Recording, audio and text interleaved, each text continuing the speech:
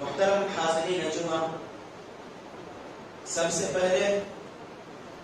تمام قسم کی تعریف و توصیف، بڑائی، کبریائی، عزت و شرف، مقام و مرتبت اس اللہ وحدہ لا شریک لہ، خالق کائنات، مالک ارض و سما کے لیے لائق و سزاوار ہو، جس نے محض 6 دنوں کے اندر زمین و آسمان کو پیدا فرمایا، اس کے بعد لاکھوں کروڑوں انگنت و بے شمار درود و سلام کا تحفہ ہو تمام انبیاء اکرام علیہم الصلاۃ و تسلیم پر، خصوصاً میرے اور آپ کے آخری نبی جناب محمد رسول اللہ صلی اللہ علیہ وسلم پر، وذات مبارکہ مقدسہ مطہرہ کہ رب العالمین نے جنہیں رحمت للعالمین بنا کر ہم انسانوں کی رشد و ہدایت کے لیے اس دنیا میں مبعوث فرمایا، صلی اللہ علیہ وآلہ وسلم۔ حاضرین جمعہ، آج کے خطبہ جمعہ کا موضوع سخن ہے توبہ و استغفار۔ برادران اسلام، ہم میں سے ہر شخص گنہگار ہے، خطا کار ہے، ہم میں سے ہر شخص سے گناہ کا صدور ہوتا ہے، بحیثیت بشر ہر انسان سے گناہ کا صدور ہوتا ہے، لیکن بہترین خطا کار وہ ہے، بہترین گنہگار وہ ہے جو گناہ ہونے کے بعد اللہ رب العالمین کی بارگاہ میں جا کر ان گناہوں کی معافی طلب کرے، اور جب تک وہ اللہ رب العالمین سے معافی نہ مانگ لے اس کا دل بے چین اور بے قرار رہے۔ اسی بات کو نبی صلی اللہ علیہ وسلم نے کچھ اس طرح بیان فرمایا۔ حضرت انس رضی اللہ عنہ راوی حدیث سے وہ کہتے ہیں کہ نبی صلی اللہ علیہ وسلم نے فرمایا، کل بنی آدم خطاء وخیر الخطائین التوابون، کہ ہر آدم کا بیٹا،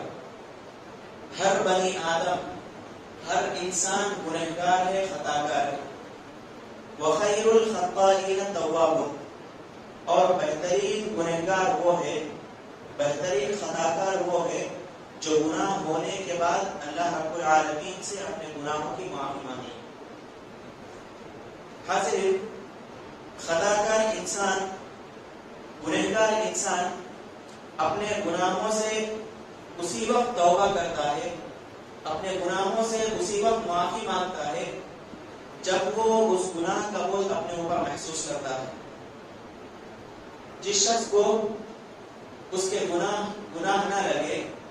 اسے کوئی پرواہ نہیں ہوتی، چاہے وہ چھوٹے گناہوں کا ارتکاب کرے یا کبیرہ گناہوں کا ارتکاب کرے۔ جس انسان کے دل کے اندر گناہ ہونے کے بعد اللہ رب العالمین کے عذاب کا ڈر ہوتا ہے، اللہ رب العالمین کی پکڑ کا احساس ہوتا ہے، تو ایسا ہی شخص گناہوں سے معافی مانگتا ہے۔ جس انسان کے دل میں اللہ رب العالمین کا ڈر نہیں ہوتا تو ایسا انسان اللہ رب العالمین کے حدود کا پامال کرتا ہے۔ چنانچہ حضرت عبداللہ بن مسعود رضی اللہ تعالی عنہ بیان کرتے ہیں، ان المؤمن بیا ذنوبه كأنه قاعد تحت جبل يخاف ان يقع عليه وان الفاجر يرى ذنوبه كذباب مر عليه على انفه فقال به هكذا، کہ ایک مومن انسان کی یہ پہچان ہوتی ہے، ایک مومن انسان کا یہ معاملہ ہوتا ہے کہ جب وہ گناہ کرتا ہے تو اس گناہ کو اپنے اوپر ایسے محسوس کرتا ہے جیسے وہ ایک پہاڑ کے نیچے بیٹھا ہوا ہو، جیسے وہ ایک چٹان کے نیچے بیٹھا ہوا ہو اور وہ چٹان اس کے اوپر گرنے ہی والی، اور وہیں پر ایک فاسق و فاجر انسان کا حال یہ ہوتا ہے کہ جب وہ گناہ کرتا ہے تو اسے ایسا احساس ہوتا ہے اس گناہ پر کہ جیسے اس کے ناک پر ایک مکھی بیٹھی ہو اور اس نے اپنے ہاتھ کے اشارے سے اس مکھی کو اڑا دیا. دیکھیے دونوں انسانوں کے اندر فرق. ایک انسان مومن ہے تو وہ اپنے گناہوں کو کتنا عظیم سمجھتا ہے اور اللہ رب العالمین سے ڈرتا ہے، یہاں تک کہ اپنے گناہوں کو اپنی ہلاکت کا سبب سمجھنے لگتا ہے. وہیں پر ایک فاجر انسان کو اپنے گناہوں کی کوئی پرواہ نہیں ہوتی، یہاں تک کہ جس طرح ایک انسان اپنے جسم پر بیٹھی ہوئی مکھی کو اڑاتا ہے جسے مکھی کے بیٹھنے کا کوئی احساس بھی نہیں ہوتا، ویسے ہی ایک فاسق و فاجر انسان کا حال ہوتا ہے. اسی طرح سے ہم اپنے معاشرے پر اگر نظر دوڑائیں تو ہمارے معاشرے کے اندر لوگ بہت سارے گناہوں کے اندر ملوث ہیں اور وہ اپنے گناہوں پر نادم اور شرمندہ بھی نہیں ہوتے. ایسا لگتا ہے کہ ان کے دلوں سے اللہ رب العالمین کا خوف نکل چکا ہے اور انہیں اللہ رب العالمین کی پکڑ کا احساس نہیں. چنانچہ آپ دیکھیے لوگوں میں کتنے ایسے لوگ نہیں ہیں جو مزاروں پر جا کر اللہ رب العالمین کے علاوہ غیر اللہ کو سجدہ کرتے ہیں، غیر اللہ کے سامنے نذر و نیاز پیش کرتے ہیں، غیر اللہ سے اولاد طلب کرتے ہیں، غیر اللہ سے نذر و نیاز مانگتے ہیں، غیر اللہ کے لیے جانور ذبح کرتے ہیں. اگر کوئی شخص، کوئی موحد انسان انہیں سمجھانے کی کوشش بھی کرتا ہے تو وہ اسے برے برے الفاظ سے پکارتے ہیں. اسی طرح سے بہت سارے لوگ بدعات کے اندر مبتلا ہوتے ہیں اور وہ یہ سمجھتے ہیں کہ جو وہ کام کر رہے ہیں وہ اللہ رب العالمین کی اطاعت والا کام ہے، حالانکہ ایسا نہیں ہے.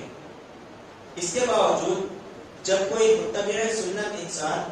انہیں سمجھانے جاتا ہے اور انہیں بتاتا ہے کہ بدعات یہ گمراہی ہے اور گمراہی انسان کو جہنم میں لے جانے کا سبب بنتی ہے، تو وہ لوگ یہ کہتے ہیں کہ ہم کوئی برا کام تو نہیں کر رہے. وہ اس بھرم میں مبتلا ہوتے ہیں کہ ہم جو کام کر رہے ہیں وہ اللہ رب العالمین کی رضا والا کام ہے، لیکن ایسا نہیں ہے. جو شخص بدعات کا مرتکب ہوتا ہے تو وہ اللہ رب العالمین کی ناراضگی والا کام کرتا ہے. اسی طرح سے اعمال کے اندر آپ لوگ دیکھ لیجئے کہ بہت سارے لوگ اعمال کے اندر بھی بہت زیادہ کوتاہ نظر آتے ہیں. مثال کے طور پر نماز کا معاملہ لے لیجئے کہ نماز تو سرے سے پڑھتے ہی نہیں، یا جو لوگ پڑھنے والے ہیں وہ نماز کے اندر سستی، کاہلی اور غفلت برتتے ہیں. استطاعت ہونے کے باوجود زکات ادا نہیں کرتے، استطاعت ہونے کے باوجود، مال ہونے کے باوجود اللہ رب العالمین کے گھر کا حج نہیں کرتے. اسی طرح سے والدین کی نافرمانی کرنا، لوگوں کے حقوق کو سلب کرنا، ایک مسلمان کی عزت کو تار تار کرنا، اس طرح کے بہت سارے گناہ مسلمانوں کے اندر سرایت کر چکے ہیں اور یہی گناہ انسان کی تباہی اور ہلاکت کا سبب بن سکتے ہیں. اگر انسان کو اپنی ہلاکت سے اپنے آپ کو بچانا ہے تو اسے چاہیے کہ وہ توبہ و استغفار کا سہارا لے، اللہ رب العالمین سے اپنے گناہوں کی معافی مانگے. جب بھی کوئی گناہ ہو اللہ رب العالمین کی بارگاہ میں آئے اور اپنے گناہوں کی معافی مانگے. حضرت انس رضی اللہ عنہ اپنے دور کے لوگوں کو، تابعین کو نصیحت کرتے ہوئے کہتے ہیں انکم لتعملون اعمالا هي ادق في اعینکم من الشعر ان كنا لنعدها على عهد النبي صلی اللہ علیہ وسلم من الموبقات. کہ اے لوگوں، تم آج کل کچھ اعمال کرتے ہو جنہیں تم اپنے بال کے برابر بھی حیثیت نہیں دیتے، یعنی تم ان اعمال کو بڑا نہیں سمجھتے، ان اعمال کو گناہ نہیں سمجھتے، لیکن وہی اعمال ہم نبی صلی اللہ علیہ وسلم کے دور میں انسان کو ہلاک کرنے والے گناہوں میں شمار کرتے تھے. حاضرین دیکھیے، وہ دور جس میں انس رضی اللہ تعالی عنہ لوگوں کو نصیحت کر رہے ہیں وہ خیر القرون کا دور ہے. اس دور کے لوگ تمام دور کے لوگوں سے بہتر لوگ ہیں اور اس دور کے اندر صحابہ اکرام بھی موجود تھے، تابعین اعظام، محدثین، فقہاء اور مفسرین موجود تھے. ایسے لوگوں کے درمیان انس رضی اللہ عنہ نصیحت کرتے ہوئے کہہ رہے ہیں کہ جن اعمال کو تم لوگ چھوٹا سمجھتے ہو ان اعمال کو ہم نبی صلی اللہ علیہ وسلم کے دور میں ہلاک کرنے والے اعمال سمجھتے تھے. تو ذرا غور کیجئے اگر آج کے دور میں انس رضی اللہ تعالی عنہ موجود ہوتے اور مسلمانوں کو شرک و بدعت کے اندر مبتلا دیکھتے تو سوچیے کیا رائے قائم کرتے۔ حاضرین، توبہ و استغفار کی دین اسلام کے اندر بڑی اہمیت و فضیلت آئی ہے۔ چنانچہ اللہ رب العالمین نے نوح علیہ السلام کا قول نقل کرتے ہوئے فرمایا فَقُلْتُ اسْتَغْفِرُوا رَبَّكُمْ إِنَّهُ كَانَ غَفَّارًا، کہ نوح علیہ السلام اللہ رب العالمین سے کہہ رہے ہیں کہ میں نے اپنی قوم سے کہا استغفروا ربکم انہ کان غفارا، تم اپنے گناہوں کی معافی مانگو، اس لیے کہ اللہ رب العالمین بہت زیادہ معاف کرنے والا ہے۔ یرسل السماء علیکم مدرارا، گناہوں کی معافی مانگنے کے نتیجے میں اللہ رب العالمین تم پر بارش کو نازل کرے گا، ویمددکم باموال وبنین، اور مال اور اولاد دے کر تمہاری مدد کرے گا، وَيَجْعَلْ لَكُمْ جَنَّاتٍ وَيَجْعَلْ لَكُمْ أَنْهَارًا، تمہارے لیے باغات اور نہریں جاری کرے گا۔ حسن بصری رضی اللہ رحمہ اللہ کے تعلق سے آتا ہے کہ ان کے پاس ایک شخص آیا اور اس نے کہا کہ ہماری سرزمین کے اندر قحط سالی ہے، بارش نہیں ہوتی، تو انہوں نے اس سے کہا کہ جاؤ استغفار کرو، اللہ رب العالمین سے اپنے گناہوں کی معافی مانگو۔ اس کے بعد ایک دوسرا شخص آیا اور اس نے کہا کہ میرے پاس مال و دولت کی بہت کمی ہے، میں فقر و فاقے میں مبتلا ہوں، میں محتاج شخص ہوں، اس کا کوئی علاج بتائیے۔ تو حسن بصری رحمہ اللہ نے اسے بھی کہا کہ جاؤ اللہ رب العالمین سے اپنے گناہوں کی معافی مانگو اور استغفار کرو۔ تیسرا شخص آیا اور اس نے کہا کہ میں اولاد کی نعمت سے محروم ہوں، میرے لیے کوئی علاج بتائیے۔ تو حسن بصری رحمہ اللہ نے اسے بھی کہا کہ تم جاؤ اور استغفار کرو۔ اور ایک شخص آیا، اس نے کہا کہ میری کھیتی باڑی کے اندر برکت نہیں ہے، میری کھیتی باڑی کے اندر درخت وغیرہ نہیں اگتے، تو اس شخص کو بھی حسن بصری رحمہ اللہ نے کہا کہ اللہ رب العالمین سے استغفار کرو۔ پوچھنے والے نے ان سے پوچھا کہ اے حسن بصری، تمہارے پاس 4 لوگ آئے، چاروں نے الگ الگ پریشانی کا ذکر تمہارے سامنے کیا، لیکن آپ نے چاروں لوگوں کو ایک ہی علاج بتایا کہ استغفار کرو۔ تو حسن بصری رحمہ اللہ نے کہا کہ یہ علاج میں نے خود سے نہیں بتایا، بلکہ اللہ رب العالمین نے اپنی کتاب کے اندر ان تمام چیزوں کا علاج استغفار کو بتایا ہے۔ اس کے بعد اس آیت کو تلاوت فرمایا فَقُلْتُ اسْتَغْفِرُوا رَبَّكُمْ إِنَّهُ كَانَ غَفَّارًا يُرْسِلِ السَّمَاءَ عَلَيْكُمْ مِدْرَارًا وَيُمْدِدْكُمْ بِأَمْوَالٍ وَبَنِينَ وَيَجْعَلْ لَكُمْ جَنَّاتٍ وَيَجْعَلْ لَكُمْ أَنْهَارًا۔ حاضرین، صحابہ کرام کا یہ معاملہ تھا کہ جب ان سے کوئی گناہ ہو جاتا تو وہ اپنے گناہ کو لے کر بڑے بے چین ہو جاتے، اور جب تک اس گناہ کو اپنے سے دور نہ کر لیتے تب تک چین کا سانس نہ لیتے۔ چنانچہ حضرت بریدہ رضی اللہ تعالی عنہ بیان کرتے ہیں کہ ماعز بن مالک رضی اللہ تعالی عنہ نبی صلی اللہ علیہ وسلم کی خدمت میں حاضر ہوئے اور عرض کیا کہ اے اللہ کے رسول صلی اللہ علیہ وسلم مجھے پاک کیجیے، یا رسول اللہ طاہرنی۔ تو آپ صلی اللہ علیہ وسلم نے فرمایا ویحک ارجع فاستغفر اللہ وتب الیہ، کہ تمہارے لیے افسوس ہے، جاؤ اللہ رب العالمین سے معافی مانگو اور توبہ کرو۔ چنانچہ ماعز بن مالک رضی اللہ تعالیٰ عنہ واپس چلے گئے، کچھ دیر ہوئی پھر واپس آئے اور وہی جملہ کہا یا رسول اللہ طاہرنی، کہ اے اللہ کے رسول مجھے پاک کیجیے۔ تو آپ صلی اللہ علیہ وسلم نے پھر وہی جملہ دہرایا کہ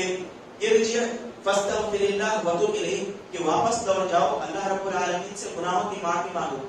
پھر گئے، پھر واپس آئے، تو آپ صلی اللہ علیہ وسلم نے بھی انہیں وہی جواب دیا۔ جب چوتھی بار ماعز بن مالک رضی اللہ تعالیٰ عنہ نبی صلی اللہ علیہ وسلم کے پاس آئے اور کہا یا رسول اللہ طاہرنی، تو آپ صلی اللہ علیہ وسلم نے فرمایا فیما اطہر، میں کس چیز سے تمہیں پاک کروں، تمہارا کیا معاملہ ہے؟ تو ماعز بن مالک رضی اللہ عنہ نے کہا اے اللہ کے رسول مجھ سے زنا ہو گیا ہے، مجھے زنا سے پاک کیجیے۔ تو آپ صلی اللہ علیہ وسلم نے صحابہ کرام سے پوچھا کہ ان کا دماغی توازن تو ٹھیک ہے، یعنی ان کے دماغ میں کوئی بیماری تو نہیں؟ صحابہ کرام نے عرض کیا نہیں اللہ کے رسول صلی اللہ علیہ وسلم، ان کے دماغ کے اندر کوئی بیماری نہیں، ان کا دماغی توازن بالکل ٹھیک ہے۔ تو آپ صلی اللہ علیہ وسلم نے کہا کہ کیا انہوں نے شراب تو نہیں پی؟ تو صحابہ میں سے کسی نے ان کے قریب جا کر گوش ہوئی اور نبی صلی اللہ علیہ وسلم سے کہا اے اللہ کے رسول انہوں نے شراب بھی نہیں پی، شراب کی وہ نہیں آ رہی۔ تو آپ صلی اللہ علیہ وسلم نے ان سے پوچھا کہ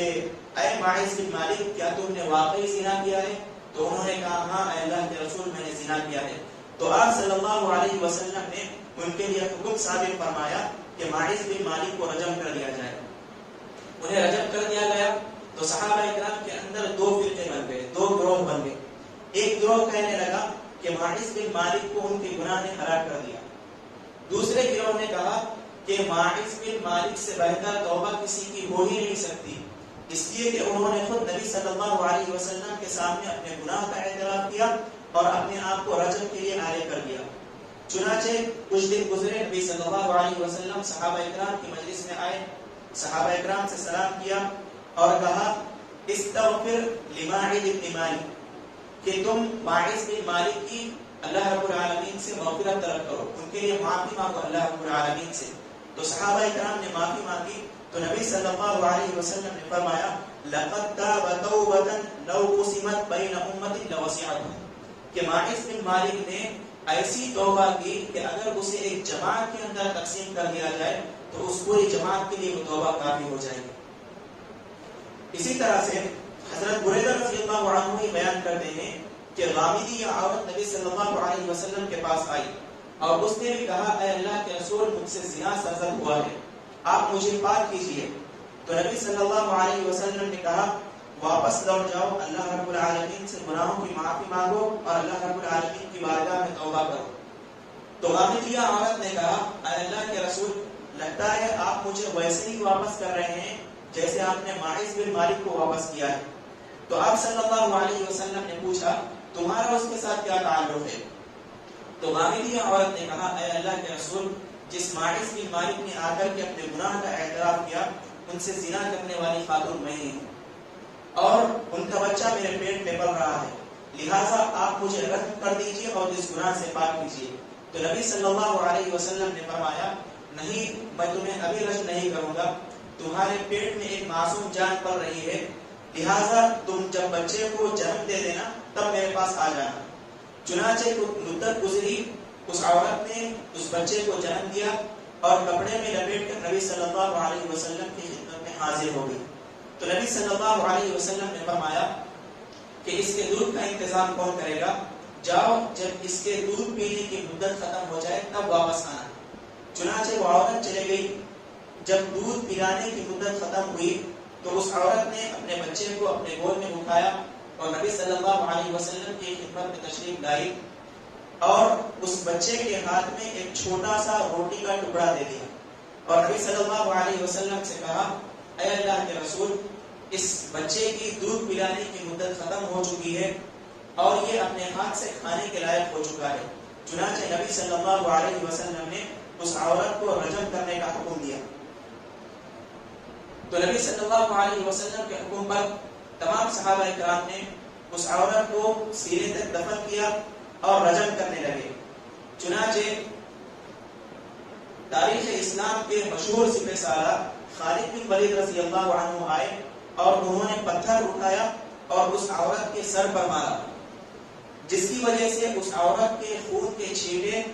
خالد بن ولید رضی اللہ عنہ کے چہرے پر اڑے۔ تو خالد بن ولید رضی اللہ تعالی عنہ نے اس عورت کے تعلق سے کچھ برے الفاظ کہے تو نبی صلی اللہ علیہ وسلم نے فرمایا مہلا یا خالد فوالذی نفسی بیدی لقد تابت توبۃ لو قالها صاحب مکس لغفر لها،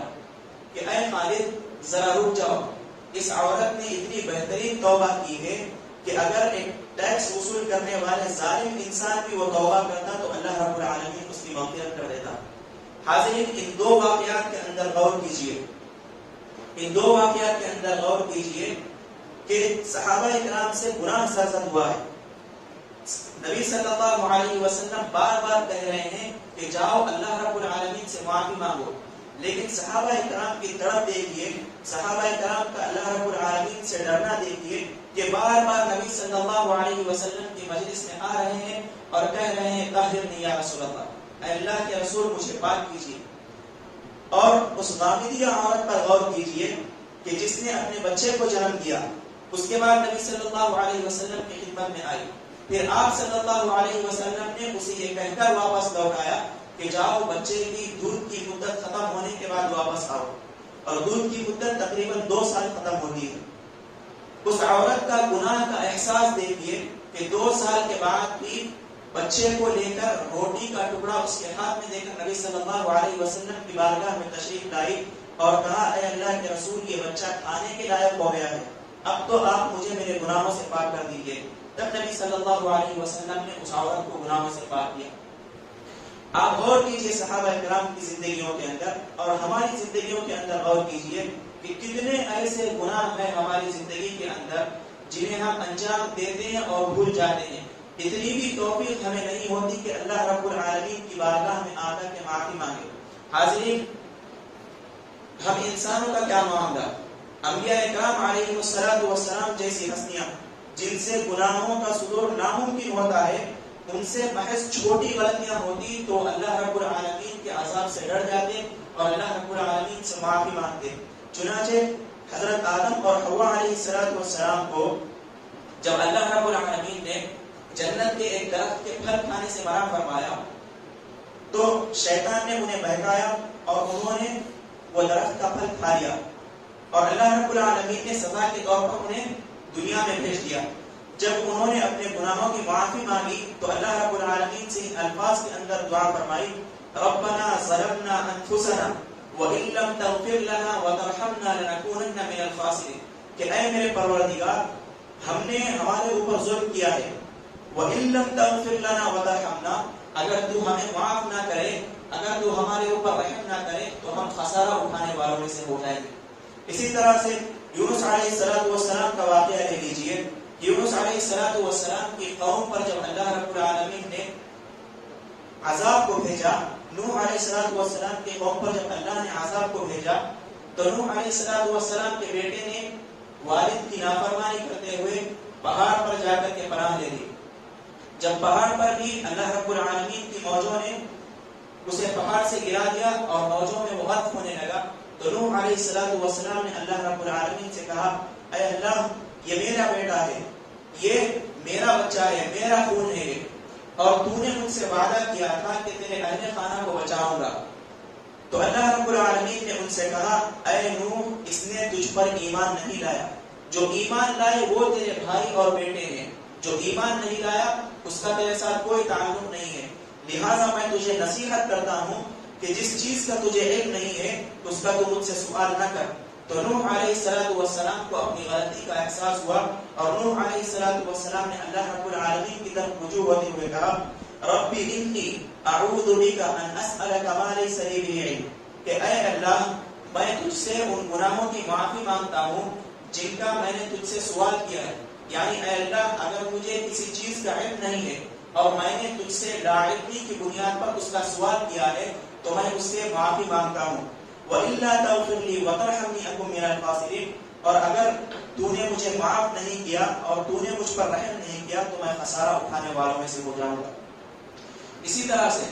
یونس رضی اللہ تعالی عنہ کو جب مچھلی نے نگل لیا، یونس علیہ السلام اللہ رب العالمین کے حکم کے آنے سے پہلے اپنے بستی سے چلے گئے تو اللہ رب العالمین نے انہیں مچھلی کے منہ میں پہنچا دیا۔ تو جب انہیں اپنی غلطی کا اعتراف ہوا تو انہوں نے اللہ رب العالمین سے معافی مانگتے ہوئے فرمایا لا الہ الا انت سبحانک انی کنت من الظالمین، اے اللہ تیرے سوا کوئی معبود برحق نہیں، تو پاک ہے، انی کنت من الظالمین، یقیناً میں ظالموں میں سے تھا۔ حاضرین غور کیجئے، انبیاء کرام علیہ السلام کی ہستیاں جن کے اگلے پچھلے گناہ اللہ رب العالمین معاف کر دیتا ہے، جن کے لیے جنت پکی ہے، ان لوگوں کا معاملہ یہ ہے کہ ان سے بحیثیت بشر ایک معمولی سی لفزش ہو جاتی تو وہ اللہ رب العالمین کی راہ میں گڑ گڑا کر، اللہ رب العالمین کی بارگاہ میں گڑ گڑا کر دعائیں مانگتے اور اللہ رب العالمین سے اپنے گناہوں کی مغفرت طلب کرتے۔ غور کیجئے، وہ انبیاء کرام ہیں جن کے اللہ رب العالمین نے اگلے پچھلے تمام گناہوں کو معاف فرما دیا، اور ہم ہیں کہ دن بدن گناہ کرتے جاتے ہیں لیکن ہمارے دلوں کے اندر احساس ختم ہوتا چلا جاتا ہے۔ حاضرین، نبی صلی اللہ علیہ وسلم نے ایک حدیث کے اندر ارشاد فرمایا کہ جب بندہ گناہ کرتا ہے تو اس کے دل پر ایک سیاہ نقطہ لگ جاتا ہے. اگر بندہ توبہ کر لیتا ہے تو وہ گناہ کا دھبا اس کے دل سے مٹ جاتا ہے. لیکن اگر بندہ توبہ نہیں کرتا تو وہ دھبا بڑھتے بڑھتے اس کا پورا دل کالا ہو جاتا ہے، اور جب اسے نصیحت کی جاتی ہے تو وہ نصیحت بھی اسے فائدہ نہیں پہنچاتی. چنانچہ غور کرنے کا مقام ہے کہ ہم اس مرحلے کے اندر ہیں. کیا ہمارے دل صاف ہے یا کالے ہیں؟ یا اگر ہمارے دلوں پر دھبے لگے ہوئے ہیں تو کیا ہمیں ان دھبوں کو مٹانے کی توفیق نصیب ہوئی ہے یا نہیں؟ حاضرین اکرام، اللہ رب العالمین نے جو توبہ کا دروازہ کھلا رکھا ہے، یہ اللہ رب العالمین کا بندوں پر احسان ہے. غور کیجئے، اگر اللہ رب العالمین توبہ کا دروازہ کھلا نہ رکھتا تو کیا کوئی شخص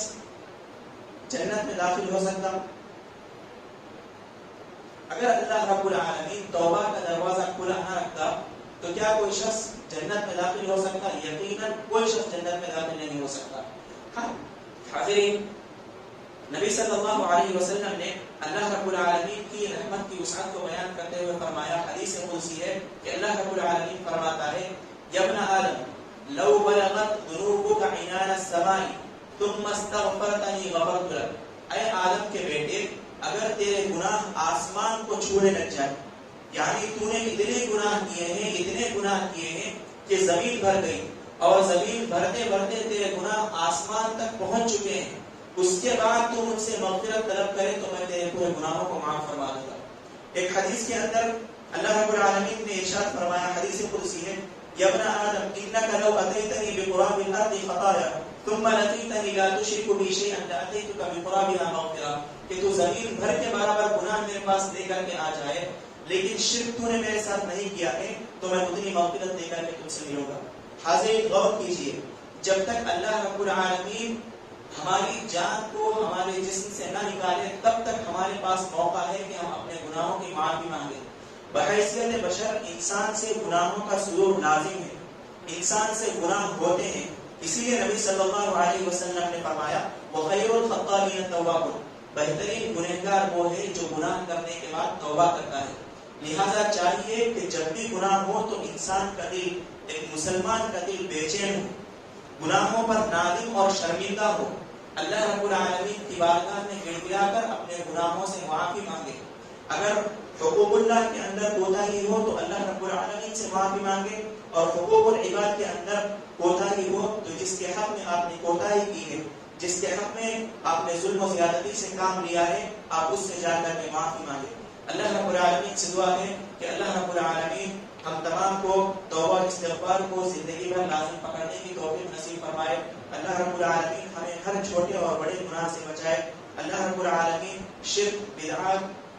کفر، فسق، فجور اور اس طرح کے تمام گناہوں سے امت مسلمہ کی حفاظت فرمائے. اللہ رب العالمین جب تک زندہ رکھے، اسلام پر زندہ رکھے، جب موت دے تو ایمان کی حالت میں موت دے. اقول هذا واستغفر